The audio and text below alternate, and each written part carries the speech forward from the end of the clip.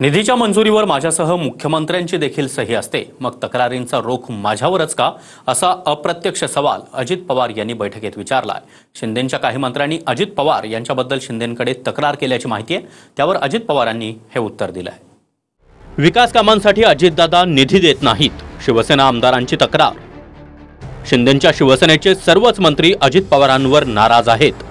शिरसाटांनी पत्रकार परिषदेत ही व्यथा मांडली आहे। आता एवढ्या मोठ्या बैठकीमध्ये एखाद्या नाराजीचं प्रकरण येतं हे नाकारता येत नाही। हे बघा, दरवेळेला काम करताना अनेक अडचणी येतात, त्यातली एक प्रमुख अडचण होती। आजही काही प्रमाणात आम्हाला जी काही अडचण येते ती आम्ही शिंदे साहेबांच्या कानावर टाकलेली आहे। आता मांडीवर बसा म्हणा अजितदादाच्या भुजबळांच्या, कारण ज्यावेळेस उद्धवजींना सोडून गेले होते त्यावेळेस काय काय तुम्ही सांगितलं होतं की अजितदादा निधी देत नाही म्हणून जातो। आता अजितदादा तुम्हाला निधी देत नाही असं तुमचीच बोंब आहे।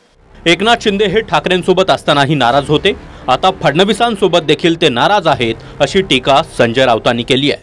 नाराजीचं म्हणाल तर एकनाथ शिंदे हे शिवसेनेत पण नाराज होते आणि एकनाथ शिंदे आता फडणवीस यांच्याबरोबर सुद्धा नाराज आहेत। पहा त्यांचा चेहरा तुम्ही। अशा व्यक्तींच्या आजारावर कोणताही उपाय नसतो। कुणी सांगितलं नाराज आहे एकनाथ शिंदे साहेब? संजय राऊतले स्वप्न पडत आहे, त्याला त्या येड्याच्या मागे लागून काय आम्ही आमचं थोडी वाटोळं करणार आहेत? आम्ही आमच्या पद्धतीने मजबूत आहोत, चांगले आहोत। हो, 2.5 वर्षाच्या कालावधीमध्ये उठाव केल्यानंतर प्रथमतः जी निवडणुका जिंकल्या त्यात तुम्ही ग्रामपंचायतीच्या झालेल्या निवडणुका बघा, त्याच्यानंतर येणारी लोकसभाचा निकाल बघा, त्यानंतर विधानसभेचा निकाल बघा।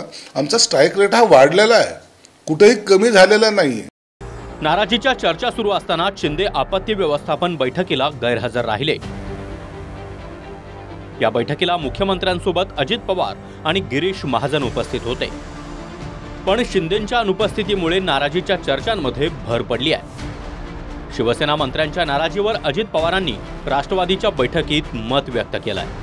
निधी देताना माझ्यासह मुख्यमंत्री पण सही करतात, सर्व बाबी तपासूनच आम्ही निर्णय घेतो, असं अजित पवार म्हणालेत।